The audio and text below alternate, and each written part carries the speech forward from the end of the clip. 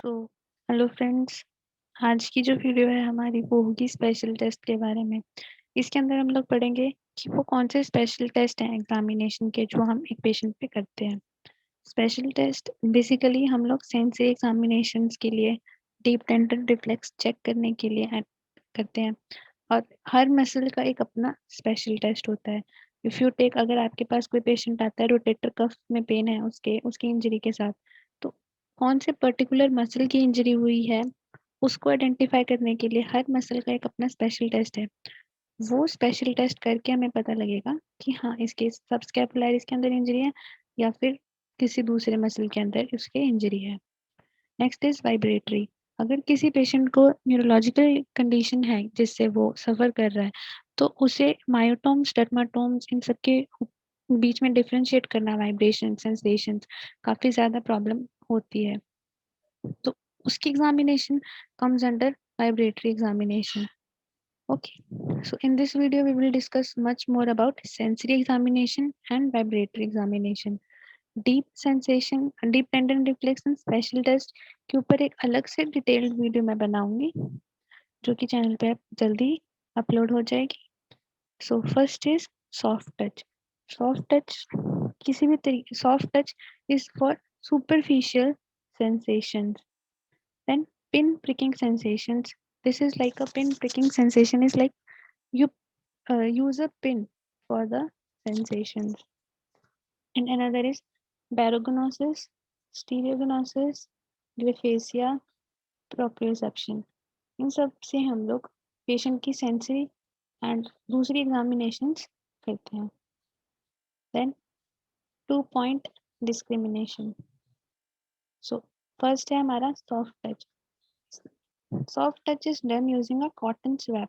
Now cotton swab की जगह पर हम लोग नी हैमर यूज कर सकते हैं। नी हैमर को अगर आप लोग नीचे से ओपन करेंगे तो उसमें से थ्रेड लाइक स्ट्रक्चर्स निकलते हैं जो कि यूज करे जाते हैं फॉर सॉफ्ट टच।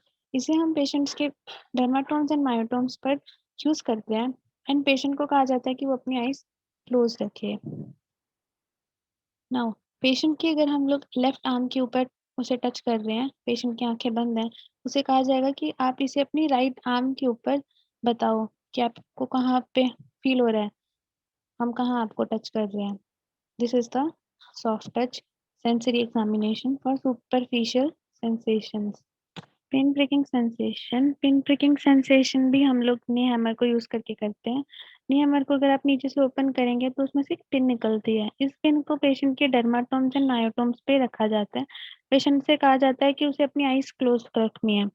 अगर आप उसके राइट आर्म के ऊपर टच कर रहे हैं, पिन प्रिक कर रहे हैं किसी भी जगह पर, बाइसेप्स पे कह लो या फोर आर्म्स पे कह लो, तब पेशेंट को अपनी लेफ्ट आर्म पे आइडेंटिफाई करना है कि वो कहाँ पिन प्रिक को फील कर पा रहा है। तो इसे हम बोलते हैं पिन प्रिकिंग सेंसेशन। ये भी सुपरफिशियल सेंसेशंस के लिए होती हैं। ओके, सो बैरोग्नोसिस, बैरो मींस वेट। इसमें पेशेंट को वेट की अवेयरनेस होनी चाहिए। ऑब्वियसली जैसे हम सबको वेट की अवेयरनेस है, अगर एक नॉर्मल पर्सन को आइज क्लोज करके 5 kg का डंबल पकड़ा दिया जाए और 1 kg का डंबल पकड़ा दिया जाए, सो वो बिना किसी डिफिकल्टी के आराम से ये बता सकता है कि कौन सा डंबल हैवी है एंड कौन सा डंबल लाइट है। एंड मे बी समटाइम्स वो एक अप्रोक्स वेट बता सकता है कि ये 5-6 किलो का हो सकता है और ये हो सकता है 1-1.5 किलो का हो। सो यही चीज हम लोग पेशेंट से पूछते हैं।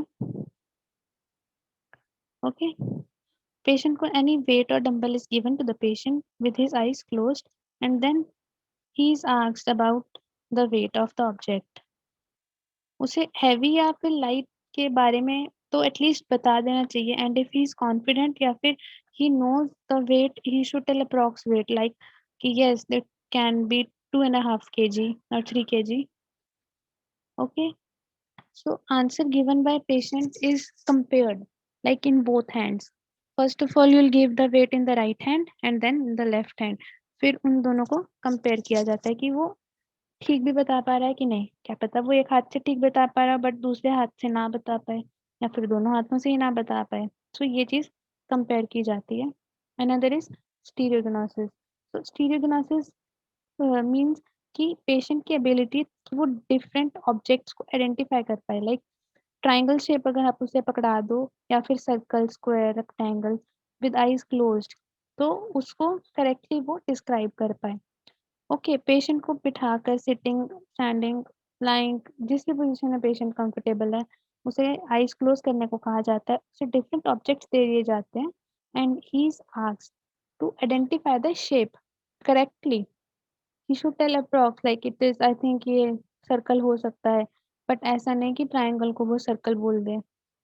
Okay, see now another is two point discrimination. Two point discrimination, uh, ये जो टेस्ट है, अगर आप इसे स्मॉल सरफेस पे करेंगे तो एक नॉर्मल पर्सन के लिए भी आइडेंटिफिकेशन करनी मुश्किल हो जाती है।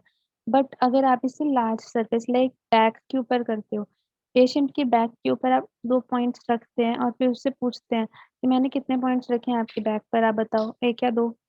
तो वो नहीं बता पाया तो that means he is having some condition, neurological condition. और अगर उसने अच्छे से बता दिया कि आपने 2 पॉइंट्स रखे हैं, एक इस शोल्डर के पास, एक उस तरफ, तो वो नॉर्मल है। बट अगर यही हम छोटी स्पेस में रखते हैं, लाइक मैं उसके हाथ पे रख दूँ एक नॉर्मल पर्सन के, तो डिफिकल्टी उसको एक्सप्लेन करने में आ सकती है। So this test should be done over the area which has a large surface like your back. Okay, so it is given here like the patient is asked to close his eyes while sitting in two different points at back or some distance. Ask the patient if he can identify them or not. This can be done on back, forearm, hand, but the areas with less surface area, patient is not able to recognize. Graphasia. This is interesting and mostly से बच्चों में भी किया जाता है क्योंकि kids enjoy this test most of the times. तो ग्रेफेसिया होती है एक एबिलिटी कि पेशेंट आइडेंटिफाई कर सके क्या अल्फाबेट्स या फिर क्या नंबर उसके ऊपर ड्रॉ किए जा रहे हैं। लाइक पेशेंट को कहा जाता है close your eyes and take his hand and draw any alphabet over the hand of the patient or over his forearm, over his back, anything, and then ask him to identify the number like A, B, C or 1, 2, 3, 4. If he tells you accurately कि A बनाया है, 1 बनाया है, then that means yes, his normal, his sensations at that time are normal for dysphasia. But if he is not able to tell you that, then that means that he is probably having some neurological condition. Okay. और आप एक और चीज़ कर सकते हो, उसकी coordination देखने के लिए पेशेंट के आप बैक के ऊपर ड्रॉ करो कोई भी alphabet like A B C और उसे बोलो कि मैंने जो आपकी पीठ पर ड्रॉ किया है आप उस पे पेज पे ड्रॉ करो। अगर आपने उसको ओ ड्रॉ किया है, देन अगर पेशेंट डी ड्रॉ कर रहा है या फिर he is drawing O only या he is drawing B, the similar alphabet, then that means he is having some of the neurological conditions. But if he is drawing accurately, then he is normal for that test. His test is negative. Now, it is the vibratory examination. Vibratory sense of the patient को check करने के लिए vibratory examination की जाती है। Okay, vibratory examination की जाती है ट्यूनिंग फोक का यूज करके। ट्यूनिंग फोक लेकर उसे किसी भी हार्ड सरफेस पे हिट करना है जोर से, then starts vibrating. Okay, then keep the tuning fork on the bony prominences like this styloid process, olecranon process. Okay, ऐसे bony prominences पे रखें और उससे पूछो do you feel any vibration, do you feel anything? That is the vibratory examination. The patient. If he could feel the vibration, he should tell the physiotherapist. If he doesn't, then also he should tell the physiotherapist. Okay. Thank you so much. आज के लिए बस इतना ही। इस slides के ऊपर नई video मैं ज़रूर बनाऊंगी स्पेशल टेस्ट और डीप कंटेंट रिफ्लेक्सेस के ऊपर। अगर ये वीडियो आपको अच्छी लगे तो लाइक ज़रूर करना and subscribe to my channel. Thank you.